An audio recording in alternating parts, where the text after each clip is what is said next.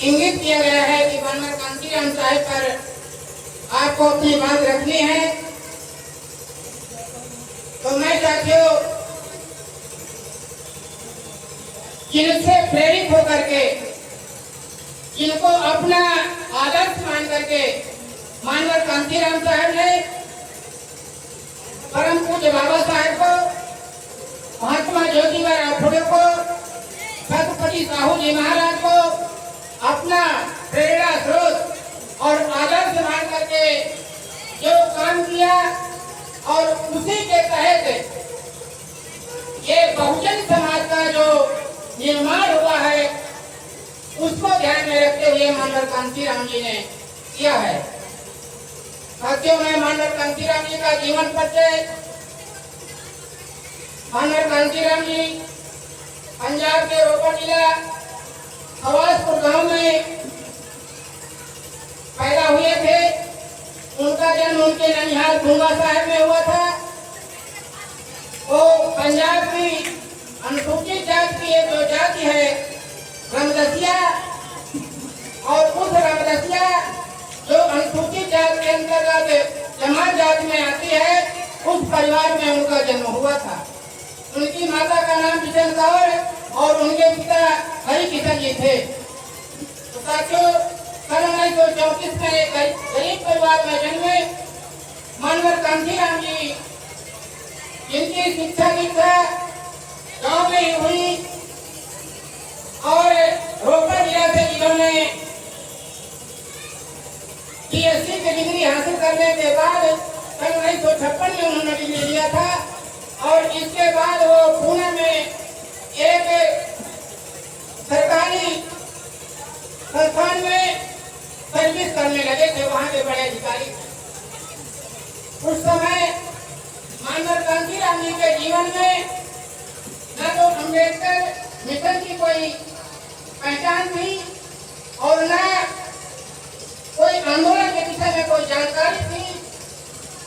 वो पढ़ लिख करके आगे बढ़ करके एक अधिकारी बने और अधिकारी की हैसियत से अपना काम कर रहे थे। उस समय का एक वाक्य घटा।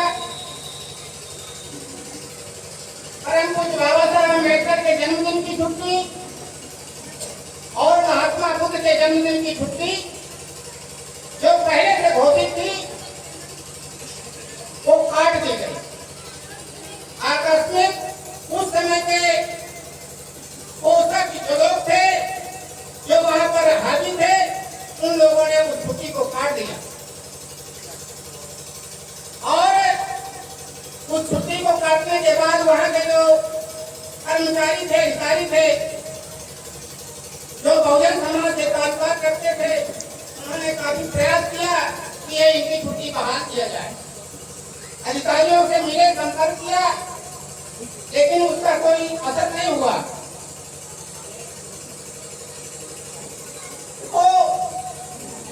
वो लोग अपना आंदोलन का कार्यक्रम जारी किए। तो उस समय माननीय कांशीराम जी ने जिससे उनकी मुलाकात हुई और उन्होंने कांशीराम जी से कहा,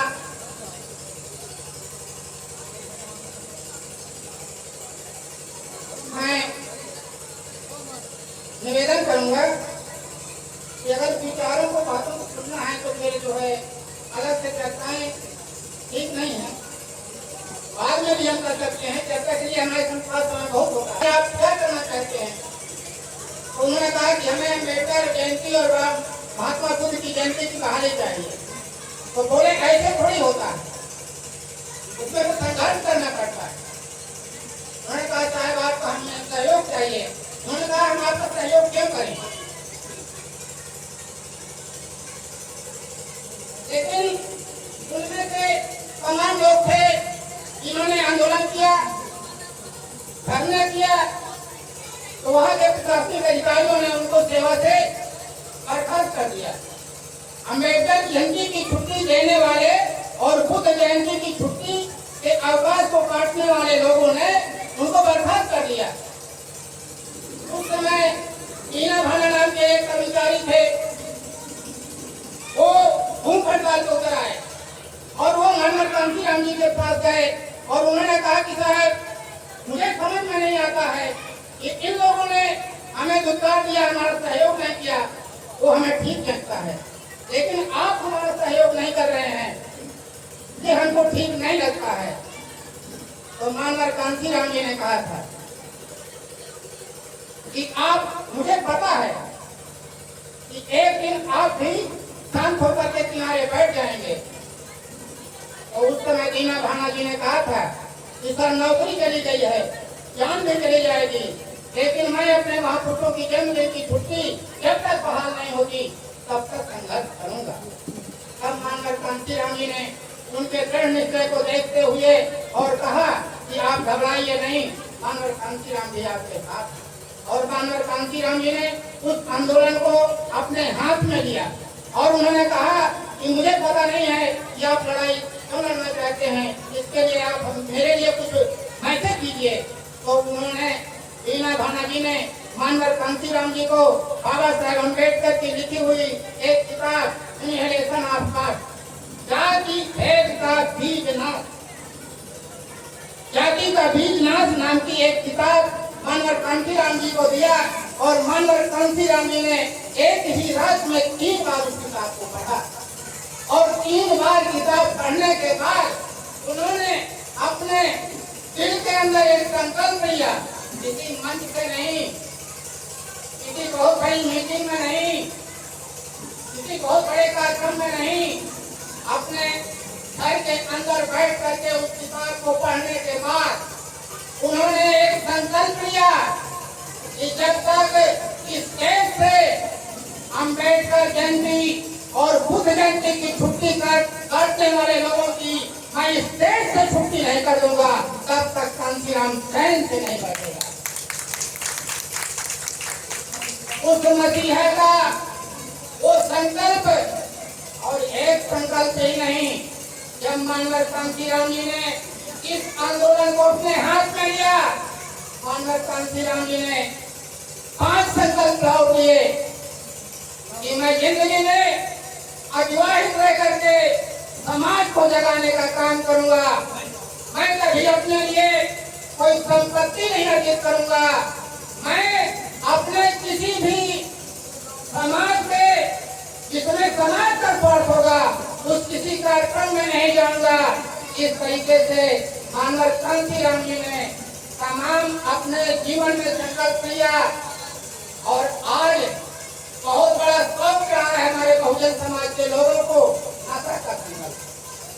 सब जगह जो भी सामाजिक कार्यक्रम हो, चाहे वो विचारधारा के कार्यक्रम हो, चाहे वो राजनीतिक कार्यक्रम हो, नशेबाजों की अलग करतब हो सकती है, उनको आज कोई रोक नहीं पा रहा है, क्योंकि जब उनकी संख्या कम थी तब तो उनको रोक नहीं पाते थे। आज अगर संख्या 100 है तो 80 लोग वही क्रम मानते हैं, कौन उनको रोक पाएगा। तो समाज में अगर संकल्प लेने की जरूरत है, समाज को अगर सही आंदोलन के लिए निर्माण करने की जरूरत है, तो मैं निवेदन करूंगा अपने सभी सम्मानित भाइयों से कि जब तक हमारे समाज में ये नशा का अभिशाप कायम रहेगा, इससे हमारा धन भी बर्बाद होता है, हमारा समय भी बर्बाद होता है, हमारी बुद्धि भी बर्बाद होती है और अंत में शरीर भी बर्बाद होकर के किसी काम का नहीं रह जाता है। तो इसके लिए भी हमें अभियान चलाने पड़ेंगे, हमें अपने बहुजन समाज को इससे निकालना पड़ेगा। ये हमारे ऊपर जो हमें राजपाट से बेदखल किए हैं, जो हमें कभी हुक्मरान नहीं बनने दिए, जो हमें शासन जमात नहीं बनने दिए, तो इनकी एक चाल है कि इनको नशे के जाल में फंसा करके और राजपाट से दूर रखो। जब इनका कोई संस्कार ही नहीं रहेगा तो इस तरीके से मैं मानवर कांसीराम जी ने जो हमारे बीच में संघर्ष किया, तो साथियों सन 64 में मानवर कांसीराम जी ने नौकरी से इस्तीफा दिया और सन 64 में इस्तीफा देने के बाद 30 साल उन्होंने जो अम्बेडकर मिशन चलाने वाले तमाम संगठन थे, उन संगठन के जो अगुवा लोग थे, उन अगुवा लोगों के पीछे दौड़ लगाई, उनके बीचों में बैठकें की, उनको समझाने का काम किया कि बहुजन समाज बनाना पड़ेगा। जाति में तोड़े गए लोगों को, जातियों में बांटे गए लोगों को एक बात मैं बता दूं कि हम जातियों में बटे हुए लोग नहीं, हम जातियों में तोड़े गए टूटे हुए लोग नहीं हैं। हमें जातियों में तोड़ा गया है, हमें जाति बना करके जातियों में बांटा गया है। हम जातियों में बांटे गए लोग हैं, हम जातियों में तोड़े गए लोग हैं। हम ऐसे अपने आप जातियां नहीं बनी। जातियां तो यहाँ पर तमाम लोग कह देते हैं, जब हम उनसे बात करते हैं तो कहते हैं कि जातियां अगर हम पूछते हैं कि भाई जातियां किसने बनाई, हेलो ये किसने बनाई है, तो वो लोग कहते हैं कि जातियां तो भगवान ने बनाई है। तो हम जो लोग ये बात कहते हैं कि जातियां तो भगवान ने बनाई है, मैं उनसे पूछना चाहता हूँ कि अगर जातियां भगवान ने बनाई होती तो भगवान तो पूरी दुनिया में है, भगवान तो पाकिस्तान में भी है, भगवान तो जापान में भी है, भगवान तो श्रीलंका में भी है। दुनिया के जो और देश हैं 200-250 से ज्यादा देश हैं, वहाँ पे भी भगवान है। और वहाँ कोई कुर्मी नहीं है, वहाँ कोई काशी नहीं है, वहाँ कोई तेरी नहीं है, वहाँ कोई कमोली नहीं है, वहाँ कोई दर्जी नहीं है, वहाँ कोई भूटी नहीं है, वहाँ कोई चमार नहीं है, वहाँ कोई पासी नहीं है, वहाँ कोई भंगी नहीं है, वहाँ कोई ब्राह्मण नहीं है, वहाँ कोई ठाकुर नहीं है। वहाँ तो एक ही जात बसती है, वो है इंसान। और इंसान में दो ही है, स्त्री और पुरुष, इसके अलावा दूसरी तीसरी कोई जात नहीं है। तो अगर जातियां भगवान ने बनाई होती तो उन्हें हमारे भारत देश से ज्यादा प्रेम था क्या, ज्यादा लगाव था हमारे भारत देश में कि यहाँ 6000 से ज्यादा जातियां बना दिया, और वहाँ दूसरी जगह केवल 2 ही जातियां हैं, स्त्री और पुरुष, तीसरी और कोई जाति नहीं है। तो अगर जातियां भगवान ने बनाई होती तो दूसरा और लोग कहते हैं कि जातियां अपने आप बन गई, तो जातियां अपने आप भी नहीं बनी है। जातियां अगर अपने आप बनी होती तो सब जगह बन जाती, और जातियां अगर भगवान बनाता तो कोई पहचान छोड़ता। अगर वजन के हिसाब से बनाता तो किसी को 2 कुंटल का बना देता, किसी को 50 किलो का बना देता। अगर रंग के आधार पर बनाता तो किसी को काला बना देता, किसी को पीला बना देता, किसी को नीला बना देता। तो समझ में आता कि इस जाति का है। तो जाति इंसान में नहीं होती है, जाति जानवरों में होती है, जिनको देख करके पहचाना जा सकता है। भैंस को, बकरी को, भेड़ को, गाय को आप पहचान सकते हैं कि ये गाय है। लेकिन अगर पूरे समूह में एक इंसान बैठा हो तो कौन बता सकता है कि ये कुर्मी है, ये काशी है, ये चमार है, ये कोरी है? कोई बता सकता है? कोई नहीं बता सकता है। तो इसलिए साथियों, ना तो जातियां भगवान ने बनाई हैं, ना जातियां कर्म के आधार पर। कुछ लोग कहते हैं कि कर्म से जातियां बन गई, जिसने जैसा कर्म किया उसके अनुसार जाति बन गई। तो जातियां कर्म से भी नहीं बनी। अगर जातियां कहते जिसने जैसा कर्म किया, तो काम करने वाले लोग तो जापान में भी है, खेल खेलने वाले जापान में भी है, लेकिन वहाँ कोई तेली नहीं है। चमड़ा का काम करने वाले जापान में भी है, वहाँ कोई चमार नहीं है। खेती करने वाले, सब्जी पैदा करने वाले वहाँ पर लोग हैं, लेकिन कोई काशी कुशवाहा मुराई नहीं है। किसानी का काम करने वाले वहाँ भी है, और वहाँ कोई यादव और कुर्मी नहीं है। इसलिए इससे भी पता चलता है कि कर्म के आधार पर अगर जातियां बनी होती तो वो विदेश में भी जातियां होती। तो इसलिए इससे सिद्ध होता है कि न तो जातियां भगवान ने बनाई हैं, न तो जातियां कर्म के आधार पर बनी हैं, और न जातियां अपने आप बनी हैं। तो इससे पता चलता है कि ये जातियां तो अपने फायदे के लिए, अपने नुकसान के लिए कुछ चालाक और भूत लोगों ने अपने फायदे के लिए और हमारे नुकसान के लिए जातियों का निर्माण किया है। और हमें 1 नहीं, 2 नहीं, 3 नहीं, 4 नहीं, पूरे 6000 जातियों में विभाजित करके अलग अलग खंड खंड टुकड़ों में और क्रमिक असमानता। ऐसे नहीं सब जाति एक दूसरे से ऊंची है, कोई जाति कोई उससे नीची है। कोई भी जाति बराबरी की जात नहीं। कोई उससे ऊंचा है, कोई उससे ऊंचा है, कोई उससे ऊंचा है, कोई सबसे ऊंचा है। और इसी तरीके से घटते क्रम में कोई उससे नीचा है, कोई उससे नीचा है, और जाकर के अंत में कोई सबसे नीचा है। ये ऊंचे खाली नीचे खाली की व्यवस्था है कि नहीं है? तो इसलिए ऊंच नीचता की व्यवस्था, ये छुआछूत की व्यवस्था, ये भेदभाव की व्यवस्था बहुजन समाज को खंड खंड टुकड़ों में विभाजित करके उनके ऊपर एक छत राज करने के लिए बनाया गया है।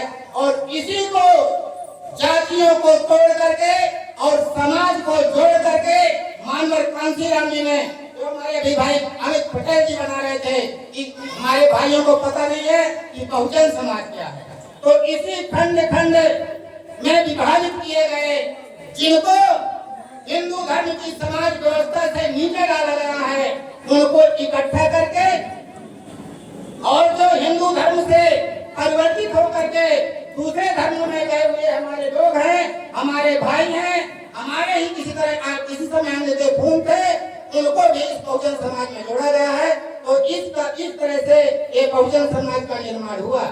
तो मानवर कांसीराम जी सन 64 से लेकर के सन 1984 तक अम्बेडकरवाद के तमाम संगठनों में काम करते हुए और सन 1978 में मानवर कांसीराम जी ने पढ़े लिखे कर्मचारियों का एक संगठन तैयार किया, जिसको हम वामसेक के नाम से जानते हैं। 1978 को वामसेक संगठन का निर्माण हुआ और 6 दिसंबर 1981 को DS4 दलित शोषित समाज संघर्ष समिति, जो ये संगठन थे, ये राजनैतिक संगठन नहीं थे, क्योंकि परम पूज्य बाबा साहब अम्बेडकर जी ने कहा था कि जिस समाज की गैर राजनीतिक जड़ें मजबूत नहीं होती हैं, वो कब उनकी राजनीति कभी कामयाब नहीं हो सकती है। जिस समाज की गैर राजनीतिक जड़ें मजबूत नहीं होती हैं, वो समाज कभी राजनीति में कामयाब नहीं हो सकता है। और इस समय ठीक के जो दौर है, इस समय हमारे समाज की गैर राजनीतिक जड़ें बिल्कुल से बेबुनियाद हो गई हैं, उनका जड़ों का जमीन से नाता टूट चुका है। इसलिए आज हमारा संगठन खंड खंड में बटा हुआ है। पहले हम जातियों में बांटे गए लोग थे, आज हमें संगठनों के आधार पर बांट दिया गया है। आज हम विभिन्न संगठनों में बटे हुए खेमेबंदी के शिकार हैं, गुटबंदी के शिकार हैं, आपस में हमें भाईचारा नहीं है, हमारा तालमेल नहीं है। और तालमेल न होने का कारण क्या है? तालमेल न होने का कारण क्या है कि हर हमारा जो समाज को जोड़ने और जगाने की बात करता है, वो अपने को श्रेष्ठ और दूसरे को नीचा मानता है। अपने को श्रेष्ठ, मैं श्रेष्ठ हूँ, मेरा संगठन श्रेष्ठ है और बाकी सारे संगठन मुझसे नीचे हैं। यही भावना समाज को आज इस दर्द में लेकर के चली गई है कि आज हम एक विधायक बनाने के लिए मोहताज हैं, आज हम एक जिला पंचायत सदस्य बनाने के लिए मोहताज हैं। अरे बहुजन समाज के लोगों, जिन्होंने पहचान लिया मानवर कांसीराम जी ने कि आप 85 हो, 15% तुम्हें टुकड़ों में बांट करके रखा है, तो 85 कहाँ गया आज? 85 आज अपने अस्तित्व की लड़ाई लड़ रहा है, चीख रहा है, चिल्ला रहा है। चिल्लाने की भी आवाज नहीं है। आवाज अगर कोई नौजवान हमारा छाती ठोक करके उठाता है तो पीछे से उसका कुर्ता खींचा जाता है। ऐसा मत बोलो। क्या है? कमजोरी की निशानी और क्या है? हम कितने कमजोर हैं, हम कितने बटे हुए हैं। हम तो बहुजन समाज हैं। 85% मानवर कांसीराम जी ने उस समय जो समाज की ताकत थी, उन्होंने जो 2 धारी तलवार थी, जो 1 धारी तलवार थी, एक तरफ वार करती थी, मानवर कांसीराम जी ने उस तलवार को 2 धारी बना दिया। और मानवर कांसीराम जी ने कहा था कि अभी तक ये जाति की व्यवस्था एक तरफ वार करती और तलवार जब चलाई जाती है तो तलवार में एक तरफ धार होती, तो एक तरफ वार करती है, एक तरफ साफ बच जाता है। मानवर कांसीराम जी ने तलवार ऐसी बनाई कि उसमें दोनों तरफ था। उन्होंने कहा कि जब तक बहुजन समाज अपने हक और अधिकारों के लिए संगठित नहीं होगा, अपने बलबूते पर नहीं रहेगा, तब तक बहुजन समाज इस तरह लुटता रहेगा, पिटता रहेगा, मार खाता रहेगा और अपने अधिकारों के लिए बिलबिलाता रहेगा, अपने अधिकारियों के आगे हाथ पांव जोड़ता रहेगा और उसे कुछ मिलने वाला नहीं है। तो इसलिए उन्होंने कहा कि ये जाति रूपी जो तलवार है मैं इसको दुधारी बना देता हूँ। तो जब और काय दुधारी कब बनेगी? जब बहुजन समाज संगठित हो। कुर्मी, काची, अहरगढ़िया, तेली, करोड़ी, धरती, भुर्जी, समाज, ये सब लोग जब एक मंच पर आकर के एक तरीके से लड़ाई लड़ेंगे, तब ये जो एक धारी तलवार है तो वो दुधारी तलवार बनेगी। तो उन्होंने कहा था कि आप एक तरफ संख्या में 85 हो, एक तरफ 15 हैं। अगर तलवार दोनों तरफ से चलेगी तो अगर 85 के लोग मरेंगे तो 15 के भी लोग मरेंगे। 15 के भाई बहुत होशियार हैं, वो अक्लमंद हैं, वो बुद्धिमान हैं, वो अपना पीठ नाश करने के लिए कतई तैयार नहीं होंगे। वो इस लड़ाई में कभी बहुजन समाज के आगे नहीं आएंगे, इसलिए कि उनको अपना पीठ नाश नहीं करना है। और बहुजन समाज अपना पीठ नाश करने के लिए तो नहीं, पर अपनी सत्ता से अपनी बेदखली अपने आप करता है। जिन्हें सत्ता में होना चाहिए वो सत्ता के लिए गिड़गिड़ा रहे हैं। जिनका एक तो प्रधान नहीं बनना चाहिए वो प्रधानमंत्री की कुर्सी पर बैठे हैं। जिनका एक प्रधान नहीं होना चाहिए अपने मत के अधिकार पे, अपने वोटों के बल पर, वो प्रधानमंत्री बने बैठे हैं। और जिन्हें प्रधानमंत्री से लेकर के प्रधान से लेकर के प्रधानमंत्री तक वो एक जिला पंचायत सदस्य बनने के लिए पता नहीं कितनी मशक्कत, कितनी मेहनत, कितनी आरज़ू करते हैं, कितने अपने भाइयों के हाथ पांव जोड़ते हैं। मुझे आपका दिल नहीं पसीजता कि मेरे लिए मेरा कौन सा बेटा, मेरा कौन सा लाल, मेरा कौन सा भाई मेरे लिए अपने खून पसीना देने को तैयार है। हम उसको भूल जाते हैं।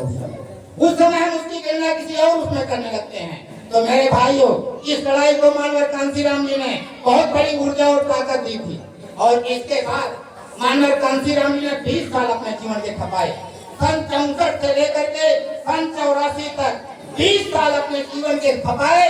तब जाकर के उन्होंने बामसेफ और DS4 दलित शोषित समाज संघर्ष समिति और बामसेफ जो कर्मचारियों का एक संगठन था और DS4 जो पढ़े लिखे, जो कर्मचारी नहीं थे, पढ़े लिखे थे, नौकरी नहीं लग रही थी, यहाँ वहाँ चक्कर चक्का के घूम रहे थे, उनको इकट्ठा करके संगठन बनाया जिसको DS4 नाम दिया उन्होंने। तो इस तरीके से 20 साल पूर्व मानव कांसीराम जी ने ये उपलब्धि हासिल की। और 14 अप्रैल सन 1984 को मानव कांसीराम जी ने देखा कि तमाम लोग टिकट बनाने की मशीन हमारे पास, बहुजन समाज के पास जो टिकट MLA और MP बनाने के लिए दिया जाता है वो मशीन नहीं थी अपने पास। तो मानव कांसीराम ने कहा कि हमारे लोग टिकट लेने के लिए उनकी दुकानों पर जाते हैं, वहाँ लाइन लगाते हैं और उनसे समझौता करते हैं। कि माई बाप आप जैसा कहो वैसा हम करेंगे, हमें टिकट दे दीजिए और हमें विधायक MP बना दीजिए।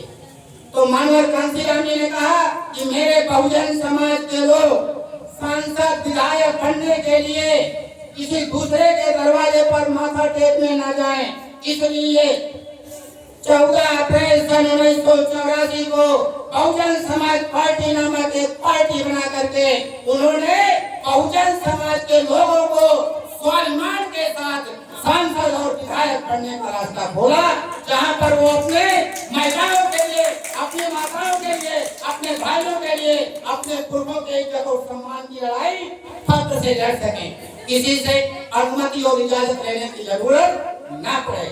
आज जो कांग्रेस में लोग हैं, जो और